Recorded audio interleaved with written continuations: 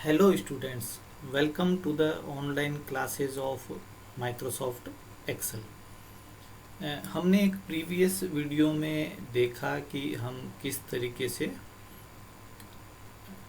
जो डेटा की रेंज है उनको हम जो है वो एक नेम दे सकते हैं। ये ऑप्शन हमने देखे थे जिसके अंदर हमने कुछ रेंज क्रिएट की थी और फिर बाद में हमने उन रेंज को डिलीट कर दी थी।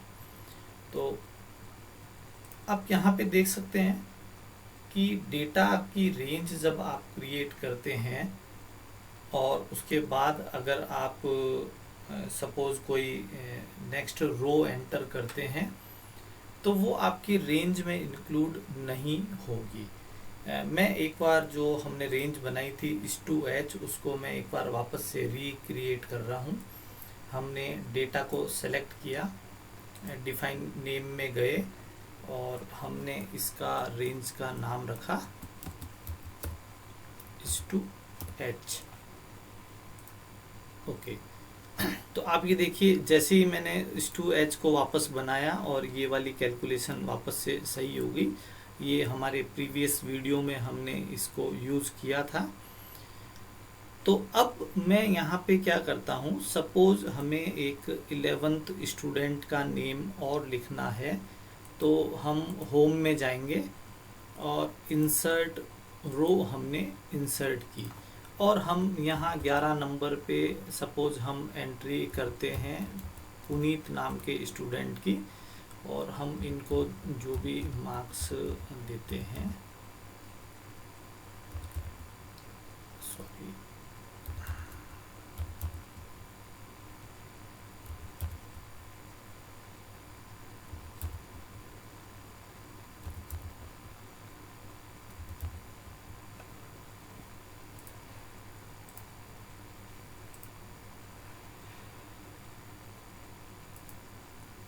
आप ये देखिए कि यहाँ पे जो डेटा है वहाँ जो रेंज यूज हुई है C2 से लेकर और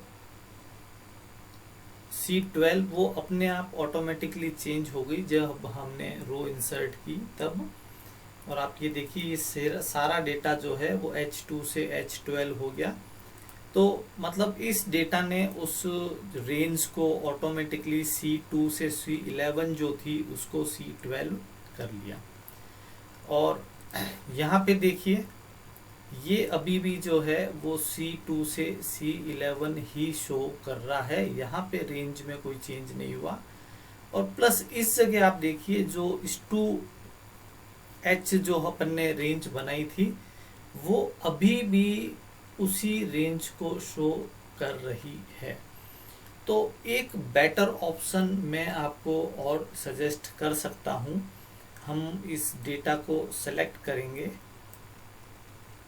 कॉपी करेंगे और अपन इसको एक नई शीट पे लेके चलते हैं। यहाँ पे हम पेस्ट कॉलम विड्थ मेंटेन करते हुए ऑप्शन यूज में लेंगे। अब आप देखिए इंसर्ट में हमारे पास में एक ऑप्शन होता है टेबल।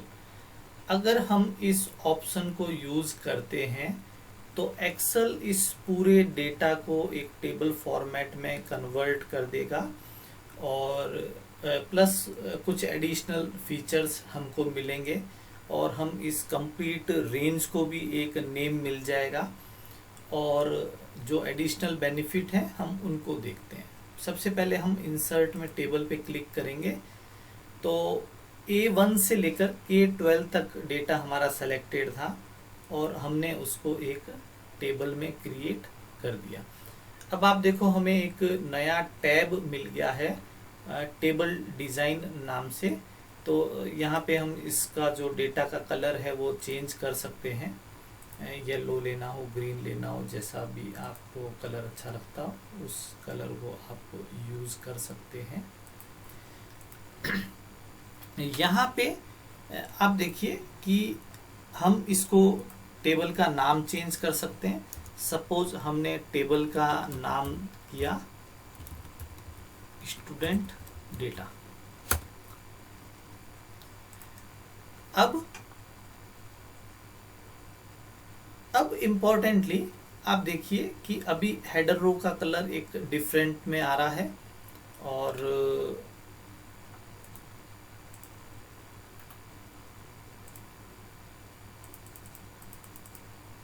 हेडर रो का कलर डिफरेंट फॉर्मेट में है और अगर आप उसको ऑफ भी कर सकते हैं, ऑन ऑफ कर सकते हैं। और ये बैंडेड रोज हैं क्योंकि हर रो के बाद उसका कलर अलग आ रहा है। तो ऐसे कुछ स्पेशल फॉर्मेटिंग ऑप्शंस हैं, लेकिन मैं आपको एक मोर इम्पोर्टेंट ऑप्शन बताने जा रहा हूँ।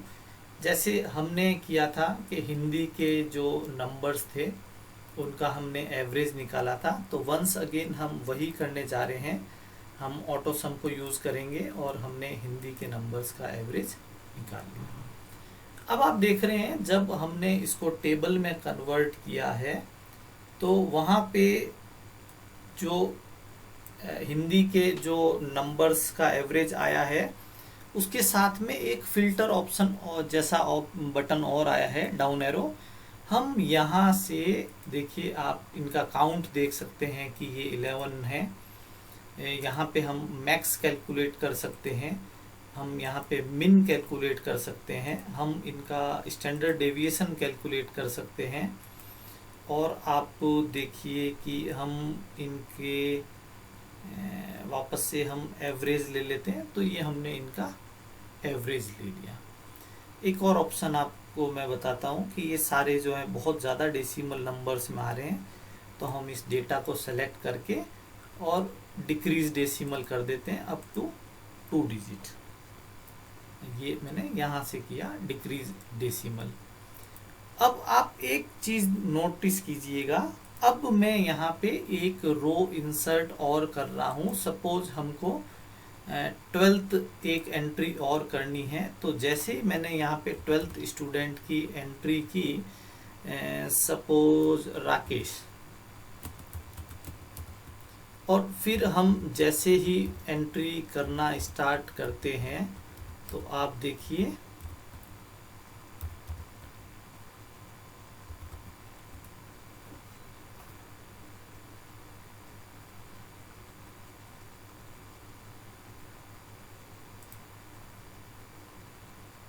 ये एक्चुअली क्योंकि हमने डेटा कॉपी किया इसलिए यहाँ पे फॉर्मूला जो है वो यूज़ नहीं हो पाया।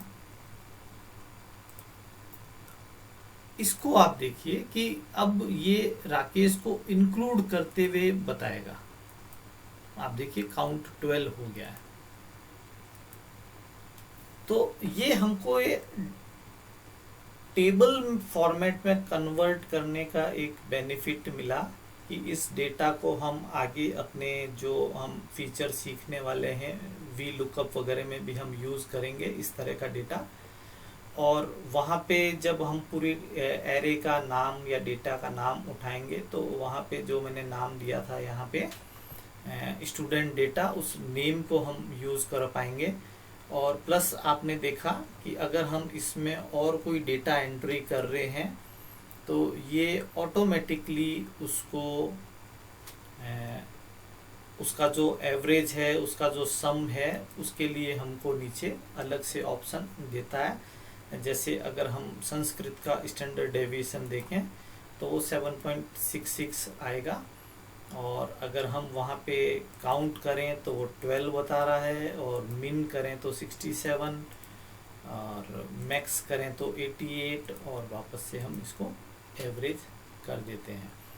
तो अगर हमारी टेबल में कुछ न्यूमेरिक डेटा है जिसको हम सम करना चाहेंगे, जिसको हम एवरेज आउट, मिन, मैक्स, काउंट को यूज़ करना चाहेंगे, तो हमारे लिए एक बेटर ऑप्शन है कि हम उसको इंसर्ट में जाके टेबल में कन्वर्ट करवा लें। उससे हमको कुछ एडिशनल फीचर्स और मिल जाएंगे। Thank you, that's all for this video.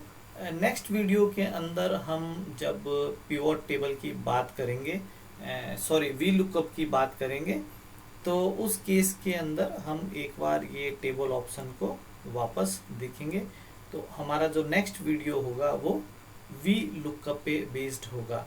Thank you, that's all for this video. And जो भी आपकी जानकारी में ऐसे कैंडिडेट हो जो एक्सेल सीखना चाहते हैं, आप उनको हमारे चैनल के बारे में बताइए और हमारे चैनल को सब्सक्राइब कीजिए, हमारे वीडियोस को ज़्यादा से ज़्यादा शेयर और लाइक कीजिए। Thank you.